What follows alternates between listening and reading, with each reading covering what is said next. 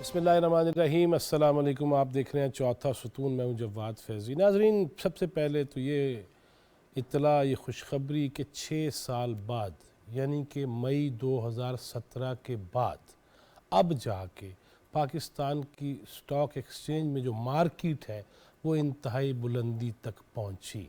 यकीनन ये पाकिस्तान के लिए जो मुआशी इशारे हैं वो बेहतरी की जानब जब जाते हैं ना, और चले ही जाते हैं, और फिर ऐसी स्टॉक एक्सचेंज जिसके बारे में ब्लूमबर्ग का ये कहना कि दुनिया में दूसरे नंबर पे आ गई है जी इस वक्त और बढ़ती चली जा रही है, यकीनन इस पे खुशी का इजहार होना चाहिए। मगर इसको बरकरार रखने के लिए, इसमें इस्तेहकाम रखने के लिए हमें सबको मिलजुल के कोशिश करना होगी। इसी तरह गैर कानूनी तारकीन वतन के हवाले से जो अल्टीमेटम है उसमें 9 दिन बाकी रह गए हैं कि आज ख़ुद चले जाएं, वरना उसके बाद फिर शिकंजा तो तैयार है। इसके साथ साथ साबिक़ वज़ीर आज़म जनाब नवाज़ शरीफ का पाकिस्तान पहुँचना, लाहौर आना, और ख़ास तौर पे उनकी तकरीर के वो जो चीदा नुकात जिनके अंदर सबसे पहले तो यह है कि इंतकाम नहीं लिया जाएगा। दूसरा, अपने कारकुनों को ये कहा कि गाली का जवाब गाली से नहीं दिया जाएगा। तीसरा, जिसको उन्होंने 2-3 दफ़ा दोहराया, सब मिल के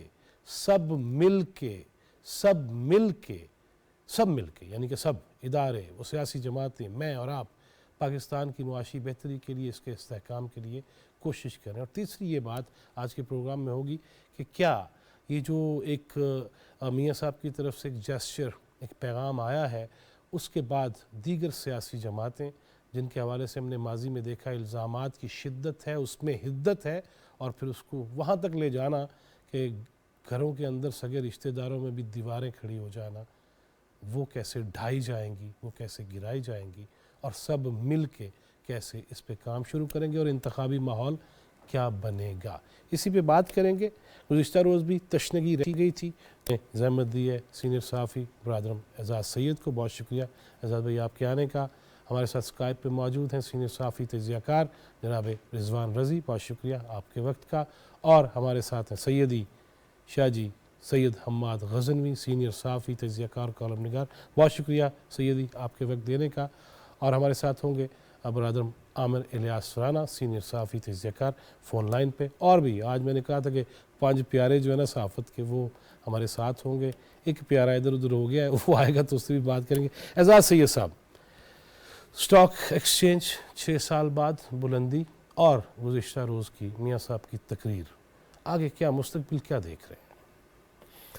बहुत शुक्रिया जवाद भाई। जवाद भाई, बात यह है कि मुस्तक़बिल पाकिस्तान का जमहूरी रवैयों के साथ वाबस्ता है, जमहूरियत के साथ वाबस्ता है। अगर आप अननेचुरल तरीके से, अननेचुरल जिसे कहते हैं पावर डिस्ट्रीब्यूशन करेंगे तो उसके नताइज अच्छे नहीं निकलेंगे। पाकिस्तान की कुछ रियलिटीज़ हैं, उन रियलिटीज़ के अंदर रहते हुए पाकिस्तान में आइन और कानून पर अमल करना सियासी जमातों के लिए, सियासी कायदीन के लिए बड़ा मुश्किल भी होता है। लेकिन मेरे ख़्याल में ये कड़वा घूंट पीने का फ़ैसला किया गया है, और इस सारे अमल को बग़ैर किसी लड़ाई झगड़े के आगे बढ़ाने का फ़ैसला किया गया है, जो कि बड़ी एक अच्छी बात है। हम रवायती तौर पे सुनते आते थे जो सुल्तान राय की बड़कें कि मैं तुम्हें छोड़ूंगा नहीं, मैं तुम्हें जेल में भेज दूंगा, मैं तुम्हारे साथ ये करूंगा। अब ये जो कौम है, आज़ाद भाई, सुल्तान राय और फिर रज़ी साहब का होना, तो इसमें वो डिप्टी मार नूरी नत भी है जी, वो भी है। लेकिन मेरा ये ख्याल है कि इतनी ज़्यादा पोलराइजेशन है ना, इस पोलराइजेशन में ज़रूरत एक बात की है, जोड़ने की। तो जो भी जोड़ेगा मेरे ख्याल में एक अच्छा मैसेज आएगा, और ये बड़ा स्ट्रॉन्ग मैसेज जाने की ज़रूरत थी। आई थिंक सो कि अगर ये जो बातें नवाज शरीफ साहब ने की हैं, इन पर अमल दरामद भी किया जाए तो ये बड़ी बात है। और मैं, आप तो वो बातें कर रहे हैं ना, मैं एक बात कहूँगा जो बड़ी अहम है। जनाब नवाज शरीफ साहब ने अनडाउटेडली वो एक बड़े एक्सपीरियंस्ड पॉलिटिशियन है, एटलीस्ट इस रीजन के बड़े एक्सपीरियंस्ड पॉलिटिशियन है। उन्होंने एक बात की है जो अदरवाइज पाकिस्तान की सोसाइटी में और पॉलिटिकल लैंडस्केप पर अनपॉपुलर है। उन्होंने कहा कि हम पड़ोसी ममालिक के साथ लड़ाई करके तरक्की नहीं कर सकते। वो किसके बारे में ये बात कर रहे हैं? वो बात कर रहे हैं پاکستان کے سارے پڑوسیوں کے بارے میں، وہ بات کر رہے ہیں افغانستان کے بارے میں، وہ بات کر رہے ہیں ہندوستان کے بارے میں. اور آپ کو پتہ ہے کہ یہ انڈرسٹینڈنگ اب پاکستان کے بہت سارے حلقوں میں آ گئی ہے کہ ہمیں دونوں ملکوں کو مل کے آگے بڑھنا ہوگا، اس ریجن کو مل کے آگے بڑھنا ہوگا. آپس میں جو تجارت ہے وہ بھی کرنی ہوگی، جو ڈسپیوٹڈ تنازعات ہیں مثلا کشمیر کا ہو گیا اس کو بھی عزت کے ساتھ وقار کے ساتھ آگے حل کرنا ہوگا. سید حماد غزنوی صاحب، کل آپ بھی وہیں پہ موجود تھے اور آپ بھی سب دیکھا کیے، آپ بھی وہیں موجود تھے.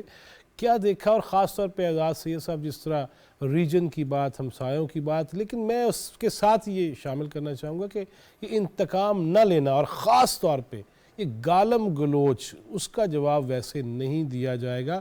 دوسری طرف بھی کوئی فرق پڑے گا؟ پہلے تو یہاں سے شروع کرتے ہیں. جو آپ نے بات کہی، میں کل وہاں موجود تھا، تو وہ بڑا دلچسپ منظر ہم نے کئی سال بعد اس طرح کا دیکھا، اور پی ایم ایل کے حوالے سے تو زیادہ ہی سالوں کے بعد دیکھا کہ انہوں نے ایک جلسہ اور اس کے جو متعلقات ہوتے ہیں وہ سب جو ان کے اہداف تھے، یوں لگ رہا تھا جیسے انہوں نے حاصل کر لیے ہیں.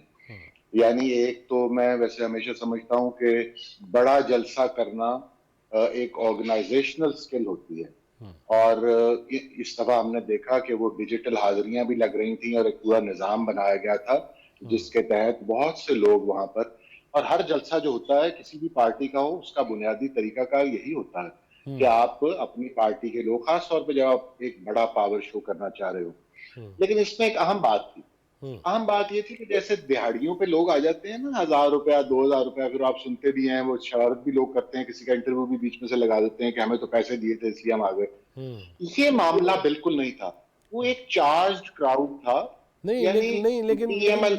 شاہ جی لیکن یہ ہم نے 1000 روپیہ بڑھتے دیکھا بھی تو تھا نا. جی دیکھا بھی تھا. میں اس وقت یہی کہہ رہا ہوں کہ کل جو مجمع تھا وہ مجمع آرگنائزیشنل سکل کا مرہون منت اگر ہو بھی تو وہ سب پی ایم ایل این کے سپورٹر تھے. وہ اتنا چارجڈ کراؤڈ تھا کہ وہ جس طرح رسپونڈ کرتا تھا، اور جس طرح صرف جلسہ گاہ میں نہیں، وہ جو باہر اطراف میں لوگ تھے ان سب کا بھی ایک خاص رویہ تھا. جیسے تھکے ہوئے مزدوروں کی طرح ہم نے دیکھے ہیں بہت سے ایسے جلسے بھی کہ لوگ باہر بیٹھے ہوتے ہیں اور باہر ہی بیٹھ جاتے ہیں اپنی حاضری لگوا کر. وہ معاملہ نہیں تھا، اور لوگ لپک رہے تھے جلسہ گاہ کی طرف. تو یہ اس کی اوور آل ایک کمپوزیشن تھی جلسے کی، جو ایک فیل آپ کو ایک دم آتی ہے، تو وہ میں نے آپ سے عرض کی. اچھا اب آپ آ جائیے میاں صاحب کے پیغام پہ. مختصراً میں بھی یہی باتیں ویسے دہراؤں گا لیکن اپنے طریقے سے.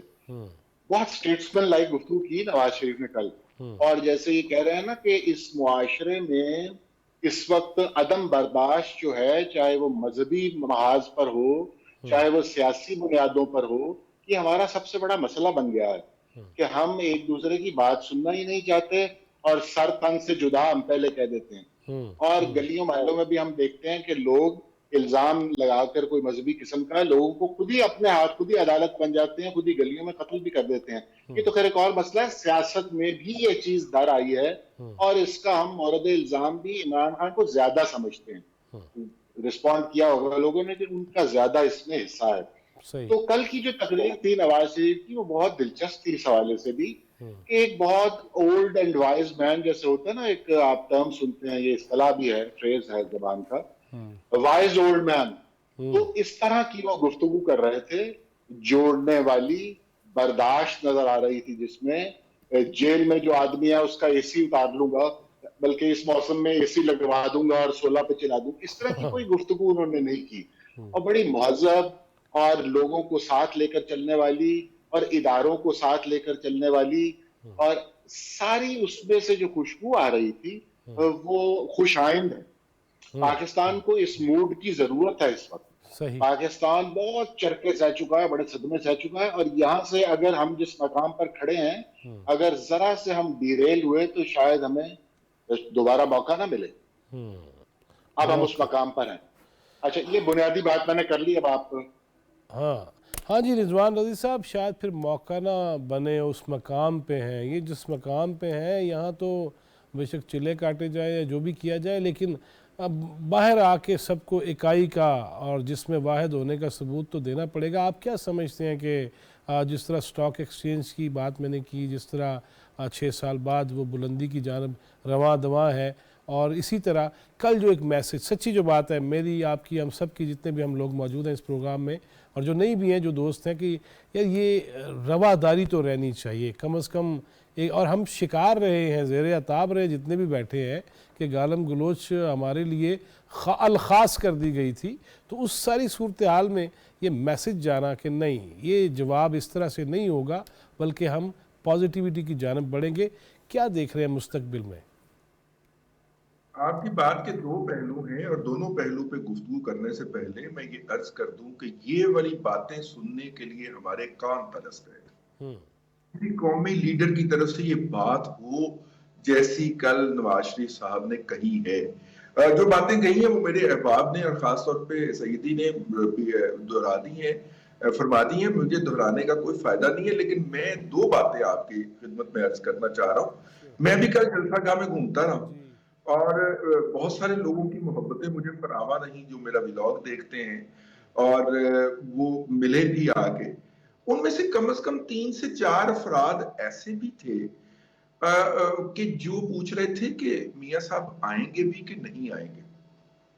یعنی وہ گھر سے چلے ہیں، ساتھ میں ان کے صاحبزادے بھی ہیں، ساتھ میں 8-10 لوگ اور بھی ہیں، وہ جلسہ گاہ میں موجود ہیں اور نعرے بھی لگا رہے ہیں پورے جوش و جذبے کے ساتھ. لیکن ان کے دل کے اندر یہ شک بٹھا دیا گیا ہے کہ میاں نواز شریف صاحب نہیں آئیں گے، آئیں گے تو گرفتار ہو جائیں گے، گرفتار کر کے انہیں جیل بھیج دیا جائے گا، انہیں جلسہ گاہ نہیں پہنچنے دیا جائے گا.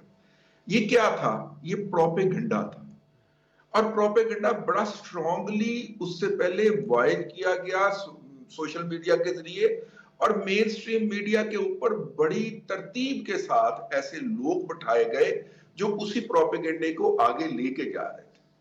آپ نے ابھی معیشت کی بات کی ہے، میں عرض یہ کرنا چاہ رہا ہوں کہ اس وقت اس قوم کو معیشت سے بڑا چیلنج درپیش ہے، اور وہ چیلنج ہے ہمیں ابلاغی محاذ کے اوپر.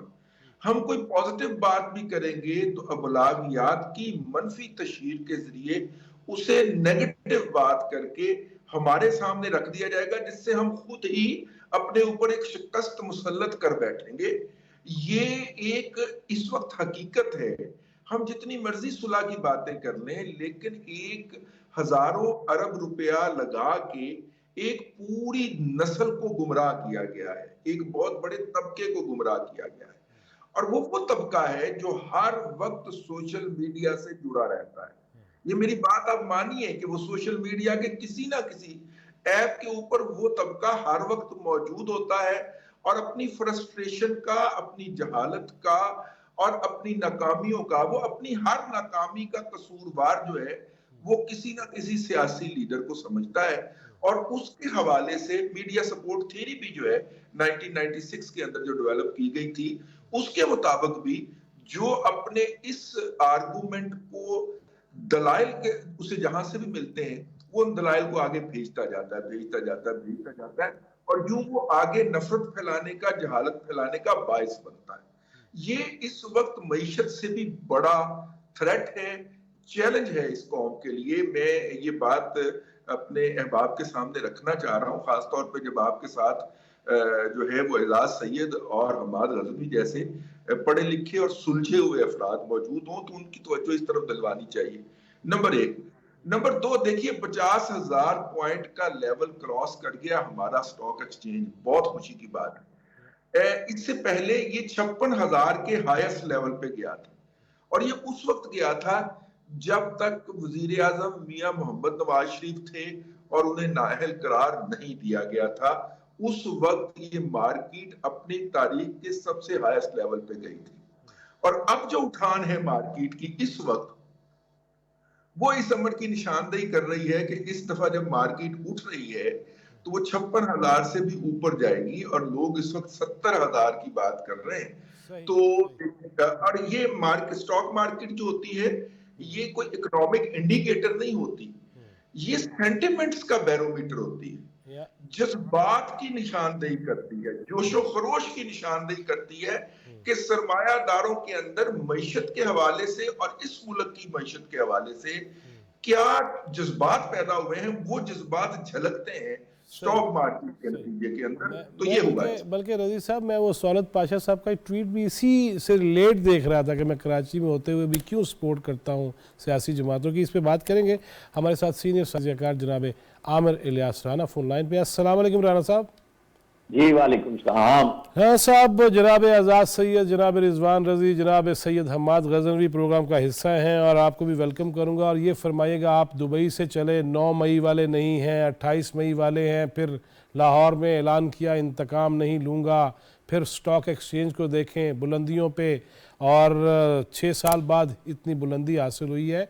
इस सारी सूरत हाल पे क्या देख रहे हैं कि वो जो ये कहना मियाँ साहब का गाली का जवाब गाली से नहीं देना, मुस्तकबिल में तरफीन से तरफैन से आप समझ रहे हैं कि अच्छी एक माहौल की नवीद हमें मिल रही है? अल्लाह करे कि पाकिस्तान का मुस्तकबिल इसी तरह हो जिस तरह आपने सवाल किया है, क्योंकि हम दायरों के सफर से बाहर निकलते नहीं हैं। गलतियां हम नई नहीं करते, बार बार पुरानी दोहराते हैं, और यही हमारे तजर्बे हैं। जो बात होती थी, मुझसे लोग पूछते थे पहले जब से तारीख का ऐलान हुआ था, तो मैं कह रहा था कि नवाज शरीफ का और PMLN का मुस्तकबिल इस जलसे से और जलसे में आने वाले लोगों के जज्बात से वाबस्ता है। तो वो तो दोनों तरह से कामयाब हो गए। अब उसके बाद बहस क्या हो रही है, उसमें नौजवान नहीं थे, उसमें लाहौर के लोग नहीं थे। मुझे कोई एक जलसा लाहौर में होने वाला PTI का बता दें जिसमें सारे मुल्क से लोग नहीं लाए गए, तब जब भी किए गए, मीनारे पाकिस्तान पे हो, बड़े जलसे हो, इस्लामाबाद में जहां पे भी हुआ, सब जगह पे हर जगह से लोग लाए जाते थे। अब हम कंपैरिजन कर रहे हैं कि एक पार्टी को अब रास्ता मिला है जो पहले PDM के रास्ते में चल रही थी, जिसमें से पीपल्स पार्टी उस वक्त बीच में से निकल गई PDM से जब उनको सिंध हुकूमत का खतरा फील हुआ था। ऐसे में जो कुछ भी हुआ, हालात बदले और नवाज शरीफ के साथ गुफ्तगू शुरू हो गई स्टेट के इदारों की। फिर उन इदारों ने धमकियां भी लगाई जब आर्मी चीफ की तकरीरी हो रही थी कि इसको नहीं, इसको चुनना है। तो फिर शहबाज शरीफ साहब को उन्होंने लंदन भी बुलाया और बिठाया, और फिर उनको कोरोना भी हुआ और समरी भी मांगी गई, और फिर उससे लगा दिया जो आज आर्मी चीफ है, सीनियर मोस्ट। क्योंकि नवाज शरीफ बहुत सारे तजर्बे कर चुके हुए थे मेरिट पे, सिफारिशों के, तो नतीजा ये निकला कि जो है सीनियर मोस्ट उसे लगा दें, उन्होंने लगा दिया। अब वो भी तकलीफ है। आपको पता होगा शेख रशीद साहब, जिसको चिल्ला कह के रिहाई कह रहे हैं, वो कहाँ खड़े थे, और वो दिन और रात डेट दिया करते थे। यस। तो इस तरह के बहुत सारे जो पादरी थे मैदान में। ऐसे में नवाज शरीफ ने पॉलिटिकल रास्ता लिया। मैं इसको हमेशा पॉलिटिकल रास्ता कहता हूँ। भुट्टो साहब ने एक रास्ता लिया और उसमें उन्होंने फांसी को चुन लिया, ठीक है। और नवाज शरीफ ने 99 में जब कू हुआ, उसके बाद एक रास्ता लिया, और फिर कभी वो बोलेंगे कि वो कब मजबूर हुए थे वो रास्ता लेने पे, तो वो भी बात बता देंगे।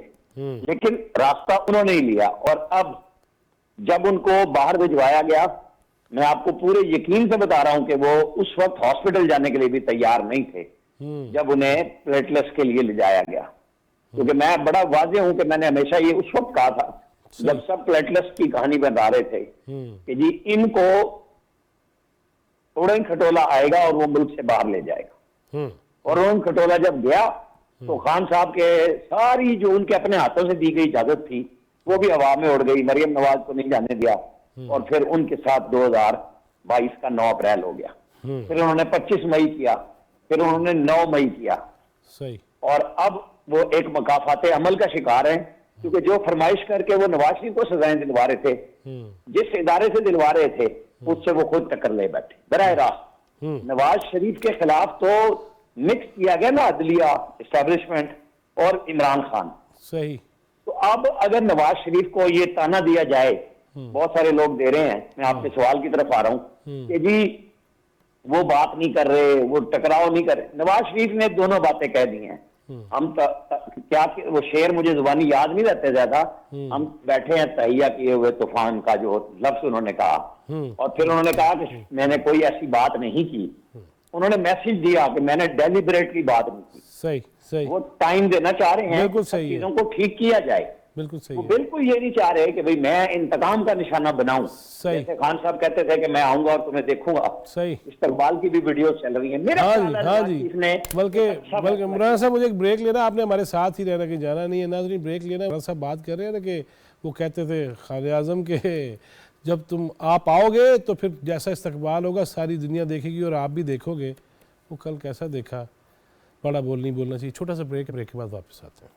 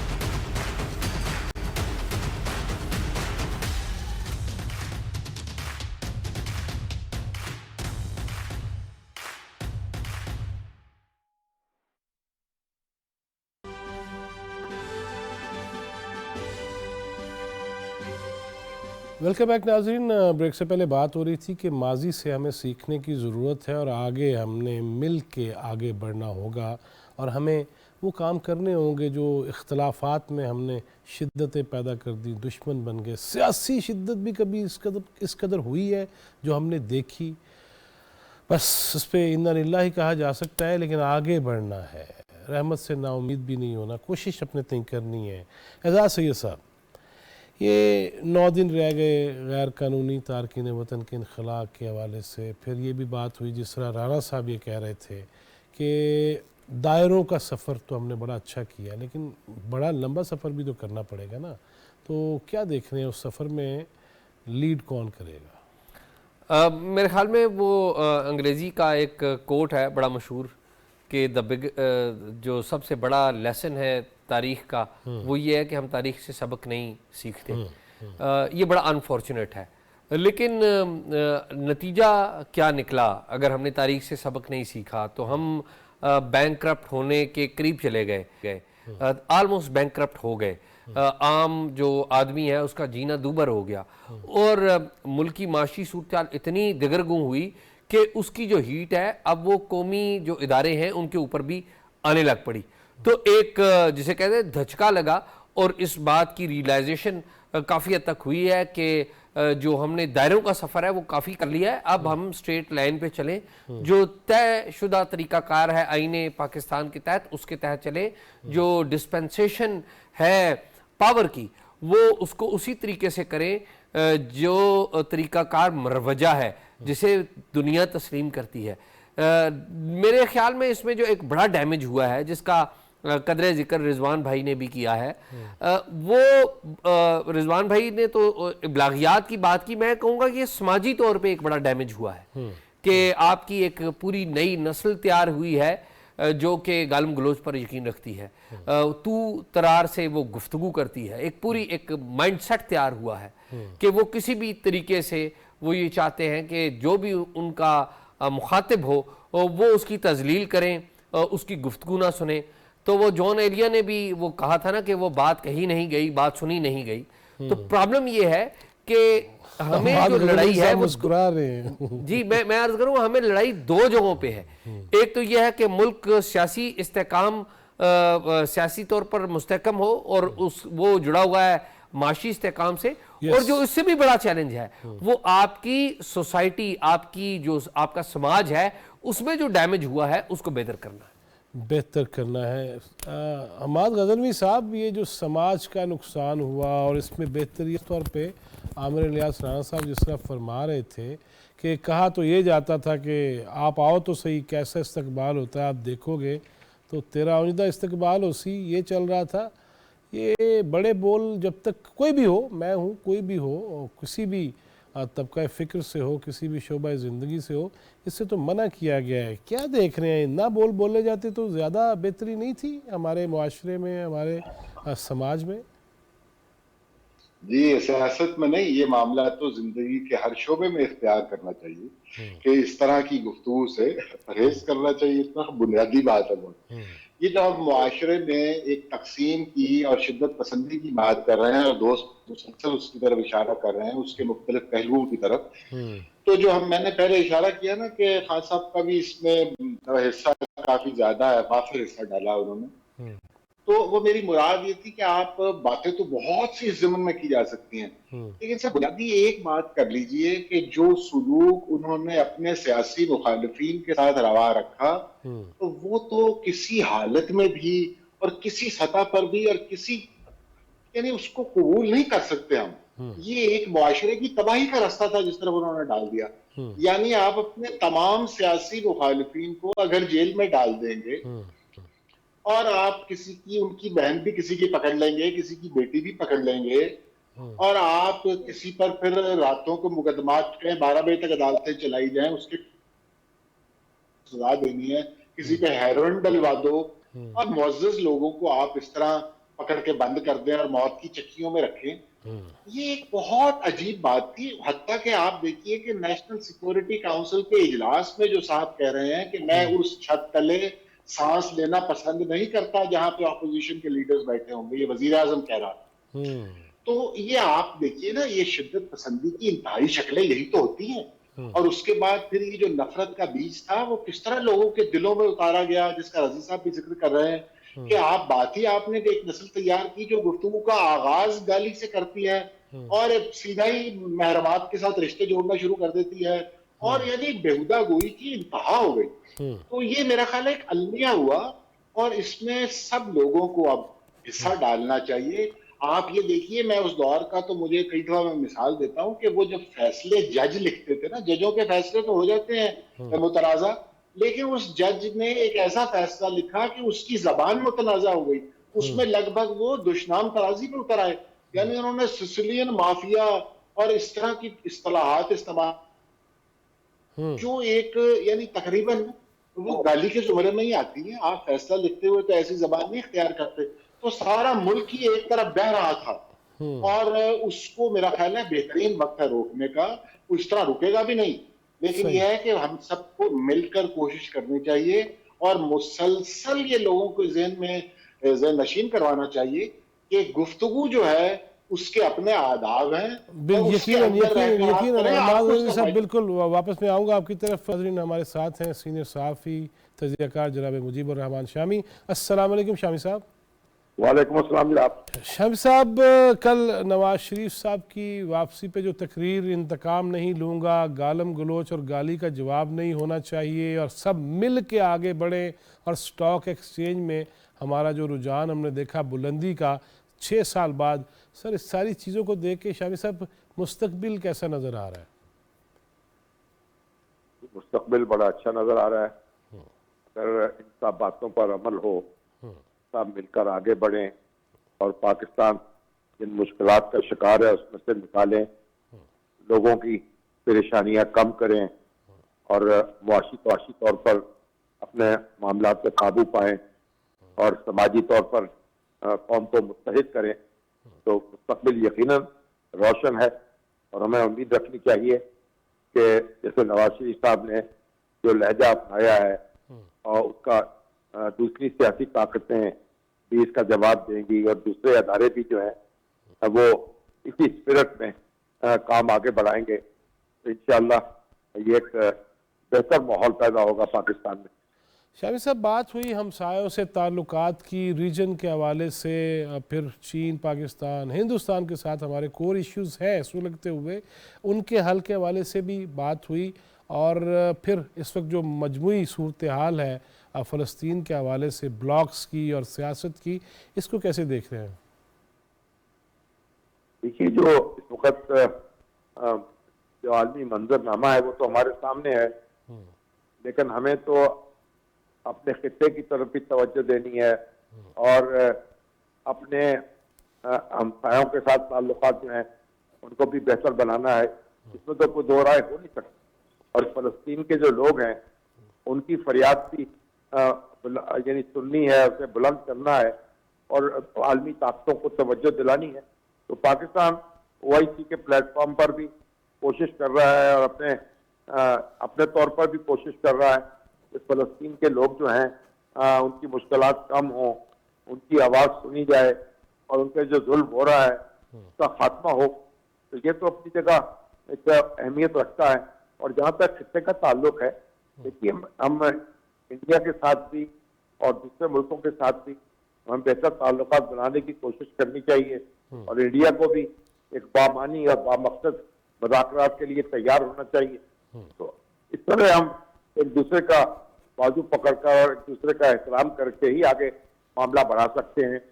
जंगे तो हम लड़ नहीं सकते, बहुत लड़ ली, वो तो कोई मसाइल का हल नहीं होती। बातचीत से मसले हल होते हैं और उसी पर हमें तवज्जो देनी होगी और उसी पर गौर करना होगा। उसी पे गौर करने का बहुत शुक्रिया शामी साहब आपके वक्त का। रिजवान रज़ी साहब, आपकी तरफ आता हूँ जी, कि ये जो 9 दिन रह गए हैं गैर कानूनी तारकीन वतन के हवाले से, इसको कैसे देख रहे हैं? और कल की तकरीर और पहले उस वक्त निगरान वज़ीर आज़म साहब भी कई दफ़ा ये कह चुके, अफ़गानिस्तान को भी, दीगर जो भी जहाँ से आया गैर कानूनी तौर पे, कि कानून है और उसके रास्ते में जो भी हायल होगा डेफिनेटली कानून अपना रास्ता बनाएगा। कैसे देख रहे हैं पूरा अगला मंजरनामा? देखिए, ये जो है, ये बात इसको कंट्रोवर्शियल बनाने की कोशिश की जा रही है। ये जो रियासत पाकिस्तान का इरादा है और ये मुसम्मम इरादा है, वो ये है कि हर गैर मुल्की जो पाकिस्तान में आ गया है और नेचुरलाइज होने की कोशिश कर रहा है, मतलब कि, और लेकिन वो कानून के दायरे में भी नहीं आना चाह रहा, और उसको कहा जाए कि या तो आप कानून के दायरे में आइए या फिर यहाँ से तशरीफ ले जाइए। दुनिया का कोई मुल्क, लिबरल से लिबरल मुल्क भी, किसी गैर मुल्की बाशिंदे को अपने मुल्क में आके इस शर्त पे रहने की इजाजत नहीं दे सकता कि रहूंगा तो मैं आपके यहाँ, लेकिन आपके किसी कानून के ऊपर मैं अमल दरामद नहीं करूंगा। देखिए, पाकिस्तान के अंदर इस वक्त बहुत सारे ममालिक के बाशिंदे जो हैं वो मुकीम हैं और उनकी जो यहाँ पे कयाम गाह है वो भी कानूनी नहीं है, उनका जो कयाम है वो भी कानूनी नहीं है।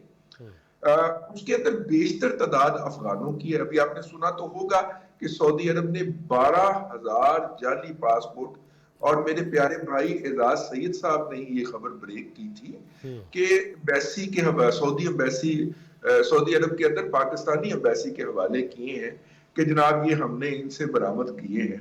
अब वो 12,000 लोग जो हैं कहाँ होंगे, और उन 12,000 पासपोर्ट पे 12,000 लोग यकीनन नहीं गए होंगे, क्योंकि जो अपना नाबालिग बच्चे होते हैं उनका इंदराज उनके वालिदैन के पासपोर्ट के ऊपर होता है। एग्जैक्टली जी। और आप देखिए उन्होंने जाके पाकिस्तान का क्या नाम रोशन किया होगा। अब हम पाकिस्तान में रहने वाले गैर मुल्कियों से ये गुजारिश की है हमने कि भाई या तो आप अक़वाम मुत्तहिदा के महाजर के तौर पे स्टेटस ले लीजिए, नंबर 1। नंबर 2, या आप हुकूमत पाकिस्तान भी एक स्टेटस देती है खासतौर पे अफगान महाजिर को, वो ले लीजिए, वरना आप वापस तशरीफ ले जाइए। ठीक है, अगर आप अफगान महाजिर का स्टेटस या अक़वाम मुत्तहिदा के महाजिर का स्टेटस ले लेते हैं तो आप रहिए यहाँ पे। या फिर उसकी वजह यह है कि इस्लामाबाद के अंदर जमीनों पे बहुत सारे रिंग रोड पे कब्जे वब्जे हो रहे थे। पता चला कि उसमें ऐसे लोग इन्वॉल्व हैं कि जब उनको गिरफ्तार किया गया तो उनकी एज ए पाकिस्तानी कोई आइडेंटिटी एग्जिस्ट ही नहीं करती थी। अब उनके खिलाफ आप मुकदमा किस बुनियाद पे चलाएंगे और सजा उनको क्या देंगे? वो पाकिस्तान के शहरी ही नहीं थे और किसी और मुल्क की अगर उनके पास शहरियत थी تو وہ اس کا ریکارڈ تلف فرما چکے ہوئے تھے. تو ایسی صورت کے اندر بہت لبرل اپروچ سے کام لیا ہے ریاست پاکستان نے. انہوں نے باقاعدہ ان کو وارننگ دی ہے 1 مہینے کی کہ آپ یہاں سے تشریف لے جائیں جو بھی اس سٹیٹس کے حامل ہیں.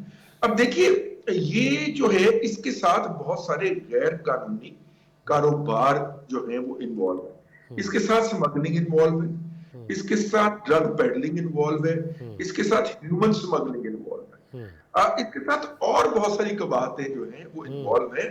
آپ دیکھیے جب سے یہ اعلان کیا ہے اور وہ لوگ یہاں سے کھسکنا شروع ہوئے ہیں, اوپن مارکیٹ کے اندر آپ کا ڈالر ہر گزرتے دن کے ساتھ سٹرونگ ہوتا جا رہا ہے. 28 سیشن اس نے پہلے لگائے ہیں, پھر 2 سیشن میں وہ نیچے گیا, اب پھر اوپر کا جو سفر ہے پاک روپی کا ڈالر کے مقابلے میں وہ شروع ہو چکا ہوا ہے. تو اس کا مطلب ہے کہ یہ لوگ کس طرح کی سرگرمیوں کے اندر انوالو تھے. لیکن میں جاتے جاتے ایک چھوٹی سی بات یہ بھی کر دوں کہ دیکھیے اس وقت دلوں کو جوڑنے کی بات ہے, لیکن ان لوگوں کے ساتھ جو گالم گلوچ سے طائب ہو جائے, باقیوں کے لیے قانون کا دروازہ آپ کو کھولنا پڑے گا, ورنہ یہ قباحتیں پوری نسلوں کو خراب کر دیا کرتی. صحیح. عامر الیاس رانا صاحب, جو طائب ہو جائیں کے ساتھ تو معاملات ہوں گے, لیکن جو گالم گلوچ پہ ہی رہیں وہ چلا بھی کر کے آ جائیں, وہ کہتے ہیں عام معافی دے دیو. یہ رانا صاحب یہ کیا ہے, یہ کیا آگے چل کے ہوگا؟ دیکھیں ہمارے ہاں ہمیشہ سے اس طرح کی گفتگو چلتی ہے اور بتایا جاتا ہے کہ ریاست کا یہ فیصلہ ہے, ریاست کا یہ فیصلہ ہے. تو جنہوں نے گھراؤ جلاؤ لڑاؤ تو تقویت دی اور پھر ایک طائب ہونے کا راستہ انٹرویو کی صورت میں ملا, میرا خیال ہے کہ وہ فیصلہ یہ ہے کہ اس وقت جو لوگ بھی کسی شرپسندی میں تھے اور اس کی وہ لیڈ کر رہے تھے, انہیں عمران خان سے الگ کیا جانا ہے. اور اس کے بارے میں بہت ساری بات ہوتی ہے, آپ کے انٹرویوز بیکار جائیں گے, آپ کی پریس کانفرنس بیکار جائیں گی. ٹارگٹ یہ بالکل نہیں ہے کہ جی کوئی ان کے سامنے آنے سے یہ فیصلہ کروایا جائے گا کہ جی عمران خان کی مقبولیت کم ہو گئی ہے. بتایا جانا مقصد یہ ہے کہ آپ کو اس کے ساتھ ٹھہرنے نہیں دیا جائے گا. مطلب سیدھی سی بات ہے کہ یہ اس طرح کے لوگوں کا منجن نہیں بکنا. ایک فیصلہ ہوا ہے, اس کے لیے پوری ڈٹرمنیشن ہے, اور اس کو پولیٹیکل فیصلہ آپ یہ دیکھیں کہ نواز شریف کی واپسی, ان کا جلسہ کامیاب ہونا. اب آپ یہ نہیں کہہ سکتے کہ جی پی ایم ایل این فارغ ہے, مقابلے میں کوئی ہے نہیں. سچی بات ہے, پولیٹیکلی پی ٹی آئی کو کٹ ٹو سائز کر دیا گیا ہے اور مزید کیا جائے گا.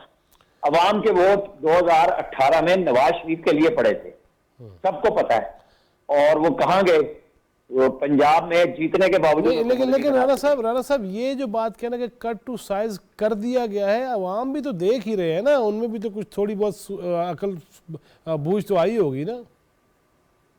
دیکھیں یہ جو ایک فالوئنگ ہے نا, فین کلب ہے, امام کے چاہنے والے ہیں, بے شمار لوگ ہیں. اصل ایشو ہوتا ہے کہ کیا وہ ووٹ والے دن جب جن لوگوں کو وہ کہہ رہے ہیں کہ ہم کھمبے جتائیں گے, تو کھمبوں کے لیے آپ کو کسی چیز کی ضرورت نہیں ہوتی کہ جی آپ کو ٹرانسپورٹ دیں گے تو آپ ووٹ ڈالیں گے, آپ کا انتظام ہوگا, آپ کے گھر میں ووٹ کی پرچی جائے گی. تو ٹھیک ہے, پھر الیکشن میں لوگ آئیں اور جوک در جوک نکلیں, اور پی ٹی آئی کے جو بھی کینڈیڈیٹ کھڑے ہوں گے ان کو ووٹ ڈال دیں. آپ ووٹ کو, پرچی کو تو نہیں روک سکتے. ہاں, رزلٹ آپ نے بدل کے دیکھ لیا, الیکٹڈ رہے, اور پھر آپ کو بھگتنا پڑا. اب پولیٹیکل میدان میں جس طرح بھی مقابلہ ہو, میں بار بار یہ بات کرتا ہوں کہ خان صاحب کو پولیٹیکل راستہ لینا پڑے گا, اور وہ راستہ یہ ہے کہ جن لوگوں پہ پاکستان کے ادارے, کیونکہ اب میں اور آپ چھپا کے بات کریں کس کی نہیں, سیدھی سی بات ہے, اعتماد کریں جن سے وہ بات کر سکے اور ان کے پاس اختیار ہو, تو راستہ ضرور ملے گا سیاست میں باقاعدہ رہنے کا بطور پارٹی کے. اور کوئی نہیں چاہے گا کہ پی ٹی آئی بطور پارٹی الیکشن میں موجود نہ ہو یا نشان موجود نہ ہو. لیکن اس کا فیصلہ بھی خان صاحب کو کرنا ہے. وہ ہمیشہ جس بات کے نعرے مارتے تھے اس کے الٹ کرتے تھے. انہوں نے کہا میری کوئی موروثیت نہیں, لیکن اپنے ہی صدر پہ عدم اعتماد کے لیے انہیں اپنی ہمشیرہ کا سہارا لینا پڑا. انہیں کوئی پارٹی کا وکیل ترجمان نہیں ملا جو یہ میسج دے دے. تو مطلب خان صاحب کو ڈیفرنٹ نہیں تھے دوسروں سے, یعنی وہ دعوے نہیں کرتے تھے, یہ دعوے کر کے اس کے الٹ کرتے تھے. تو نواز شریف نے جو مفاہمت کا پیغام دیا ہے صحیح وہ سب کے لیے راستہ بنا رہا ہے. خان صاحب کو راستہ چننا پڑے گا. نواز شریف نے چنا نا, پہلے شاہد فرقان عباسی کو وزیر اعظم بنایا, پارٹی کی صدارت 11 رکنی سپریم کورٹ کے فیصلے کی جو محترمہ بے نظیر بھٹو کے لیے تھا کہ آپ کوئی پارٹی کی صدارت سے نہیں ہٹا سکتے جب سپریم کورٹ سے طے نہ ہو جائے کہ یہ پارٹی ملک دشمن ہے, اس نے ایسا کام کیا ہے. انہوں نے 3 رکنی بینچ سے پارٹی کی صدارت نواز شریف سے لے لی تاکہ نثار صاحب نے نئی لیگل جورسپروڈنس پیدا کی تھی. تو اب تو وہ فیصلہ اگر لگ رہا ہے الیکشن کمیشن میں تو انفورس ہے نا 3 رکنی بینچ کا, تو اس میں تو کوئی 5 سال کی نااہلی موجود ہے تو وہ لگ سکتی ہے. نواز شریف نے صدارت دی شہباز شریف کو, انہوں نے پولیٹیکل راستہ چنا, وہ قید ہونے کے سنانے کے بعد وہ آئے اور جیل میں چلے گئے, اپنی پارٹی کے لیے آئے, اپنے ملک کے لیے آئے. یہاں پہ وہ اپنی ذات سے باہر نہیں نکل رہے جہاں مسئلہ اڑا ہوا ہے, اور یہ ہے سیاستدان کو نکالنا ہوتا ہے, خود نکالنا ہے. صحیح وہ نہ نکالیں, میں اور آپ کیا کر سکتے ہیں. صحیح. اچھا جی, حماد غزنوی صاحب, یہ جو رانا صاحب نے بات کی ہے کہ اپنی ذات سے باہر نکلنا ہوگا اور راستہ چننا ہوگا, آپ سمجھتے ہیں کہ چن مجھے چن ہوگا؟ ہاں یہ بات تو درست ہے اور اصولی بات ہے, لیکن ذرا سی اس وقت کتابی لگ رہی ہے. ہم کیونکہ دیکھ چکے ہیں کہ اگر ان کا اشارہ ابو سائفر کی طرف ہے تو وہ تو اپنی ذات سے نکلنے پر تیار نہیں ہوئے حتیٰ کہ وہ اس جگہ پر پہنچ گئے جہاں کہ وہ اس وقت ہیں. تو کل بھی ایک گفتگو میں کسی صاحب نے مجھ سے پوچھا کہ آپ خان صاحب کو ایز اے پولیٹیکل لیڈر کس اسکیل پر کس طرح ریٹ کریں گے. میں نے کہا ایک صاحب جن کی حکومت شاید 1-8 ووٹ سے ختم ہوئی تھی اور وہ 2-4-6 مہینے بھی انتظار نہیں کر سکے اور وہ اسمبلی چھوڑ کر یوں بھاگے باہر کی طرف, اور اس کے بعد ان کو لوگ سمجھاتے ہی رہ گئے کہ آپ کی 4 حکومتیں ہیں, یہ کیا کر رہے ہیں آپ. انہوں نے حکومتیں بھی توڑ دی اور وہ آرمی چیف کی اپوائنٹمنٹ کے لیے وہاں پہنچ گئے. جی اے کیو کہتے تھے میں, یعنی اس طرح کی عجیب حرکات کرنے کے بعد اس آدمی کو اب آپ کیا کہیں گے, وہ اپنی ذات میں کس طرح بند ہوگا کہ اس کو حقائق کا بھی اندازہ نہیں ہوا. اور جو سیاستدان کی ایک بنیادی ذات میں بند نہیں ہے, ان کو سائیکل مل گئی ہے, وہ کھیل رہے ہیں, چلا رہے ہیں. جو بنیادی ترین خوبی ہے سیاستدان کی یعنی لچک, اس کا مظاہرہ تو انہوں نے کبھی بھی نہیں کیا. یعنی سیاستدان کرتا ہے 1 قدم آگے 1 قدم پیچھے, یعنی ایڈجسٹ کرتا ہے, اکوموڈیٹ کرتا ہے اور اپنا راستہ تلاش کرتا ہے. تو خان صاحب میں یہ خوبی بالکل نہیں پائی جاتی. ہاں اب کچھ قید سے اگر ان پہ اچھے اثرات پڑ جائیں تو ہم سارے اس پہ بہت خوشی ہوگی, میرا خیال ہے پاکستان کے لیے بڑی اچھی خبر ہوگی. اچھا میں اس والے سے جو پہلی بات ہو رہی تھی میں بھی ایک ذرا بات جوڑ دوں. یہ جو ہم اپنی اکنامک ایشوز کی بار بار اکنامک ووز کی بات کرتے ہیں اور اس حوالے سے پھر ہم یہ بھی کہتے ہیں, کل نواز شریف صاحب نے بھی اس کا تذکرہ کیا ہے, اور جیسے کہ ہم جانتے ہیں کہ اب ایک اندر سے ڈیسیژن میکرز کے درمیان بھی ایک فیصلہ ہوا ہے کہ ہمیں اپنے ہمسایوں سے تعلقات کو بہتر کرنا ہوگا, کیونکہ ہم پہیہ دوبارہ ایجاد کرنے کی جو کوشش کر رہے ہیں اس سے قوم کا وقت ضائع ہوتا ہے. پہیہ تو ایجاد ہو چکا ہے, یعنی کس طرح کہ آپ دنیا پہ نظر دوڑائیں, دنیا جو ہے وہ ریجنز میں ٹریڈ کر رہی ہے, خطے جو ہیں وہ اپنی معیشت ڈیولپ کرتے ہیں اور اس سے ان کو جو ثمرات ملتے ہوں گے وہ اسی وجہ سے کرتے ہیں نا, قیمتوں کے حوالے سے, اور ان کے والیومز بڑھ رہے ہیں, انفلیشن پر قابو پاتے ہیں, اس سے سستی چیزیں آ جاتی ہیں, نقل و حمل آسان ہے, یہ وہ. تو آپ کی بدقسمتی اب دیکھیے ہمارے خطے کی کہہ لیجیے یا ہماری, کہ ہمارے سب ملکوں سے آس پاس کس طرح کے تعلقات ہیں اور کہیں بھی تجارت آسانی سے نہیں ہو پاتی. تو اس سلسلے میں نواز شریف جو ہے نا وہ نواز شریف کے حامیوں کو نہیں صرف, تو ویسے بھی ایک موضوع آدمی سمجھے جا رہے ہیں, وہ آدمی جس کے کہنے پر دوستی بس میں بی جے پی کا پرائم منسٹر واجپئی پاکستان آ گیا تھا اور پاکستان کی خوشحالی کے لیے مینار پاکستان پہ کھڑے ہو کر دعا کرتا تھا. اسی طرح مودی صاحب جب آ گئے تھے اور ہم نے کہا یہ مودی کا یار ہے نواز شریف, تو یہ ہمیں بات ہم سمجھ نہیں سکے شاید, لیکن اس وقت کیونکہ اسٹیبلشمنٹ اس آئیڈیا کی حامی نہیں تھی اور وہ انٹرنل جو ہماری سیاست ہوتی ہے اس نظر سے سارے معاملے کو دیکھ رہی تھی, تو یہ ساری کوششیں فیل ہو گئی تھی. لیکن اب ہمیں توقع ہے کیونکہ اسٹیبلشمنٹ بھی اسی طرح سوچ رہی ہے, تو غالباً نواز شریف اگر ان کو موقع مل جاتا ہے وہ اس سلسلے میں معاون ثابت ہو سکتے ہیں. صحیح. رضوان جی شجی, رضوان رضی صاحب एक जुमले में वो आपको पता है बाबा जी, आपसे मैं दुआया कलमात आपसे खिलवाता हूँ। जी मैं सिर्फ ये कहना चाह रहा था कि हमसाया ममालिक के यहाँ भी क्रेडिबिलिटी सेल होती है। आप अगर उनको एंगेज करना चाह रहे हैं तो वो भी तो देखेंगे ना कि वो किसके साथ एंगेज होना चाह रहे हैं। नवाज शरीफ साहब जो हैं वो इस खित्ते के अंदर, अभी मेरे एक दोस्त ने फरमाया कि वो इस खित्ते के अंदर सीनियर मोस्ट लीडरशिप में उनका शुमार होता है, और इंडिया में भी उनकी एक क्रेडिबिलिटी एग्जिस्ट करती है। उनकी लीडरशिप जो है वो उनके साथ एंगेज करना ज्यादा पसंद करेगी एज कंपेयर टू दैट किसी और के साथ। सही सही, बहुत शुक्रिया अमर इलियास राणा साहब, बहुत शुक्रिया सैयदी हम्माद गजनवी साहब, और बहुत शुक्रिया रिजवान रज़ी साहब आपके वक्त का। एजाज सैयद साहब भी हमारे साथ थे, जनाब मुजीबुर रहमान शामी भी हमारे साथ थे, बहुत शुक्रिया आपका भी।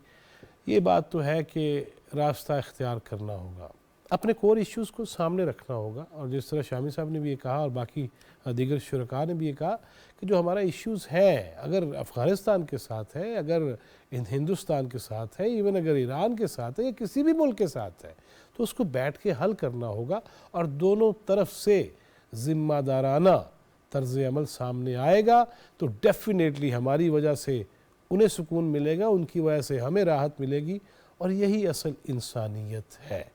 अल्लाह ताला हमें पाकिस्तान की खिदमत की तौफीक दे और हमें आसानियाँ तकसीम करने वाला बनाए। जवाद फैज़ी, चौथा सतून टीम को इजाज़त दीजिए। अल्लाह ने के बाद।